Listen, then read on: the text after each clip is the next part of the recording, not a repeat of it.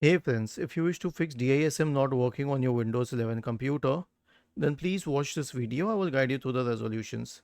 So the first solution is an SFC scan. Search for command prompt in the Windows search bar and click on Run as Administrator. Type the command SFC /scan now and hit enter to invoke the SFC scan. The next solution is a check disk scan. So search for command prompt in the Windows search bar. Click on Run as Administrator. Type the command chkdsk /r/f, hit enter, press Y and hit enter once again. The next solution is system restore. So search for recovery in the Windows search bar.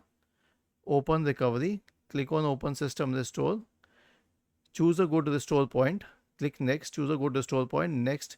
Finish and then yes.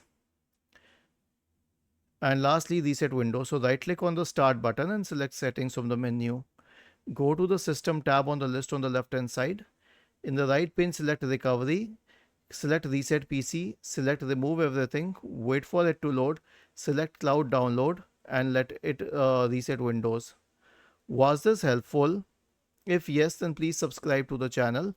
If not, then let us know in the comment section of the video on how we could help you further. Thank you for watching this video and have a nice day.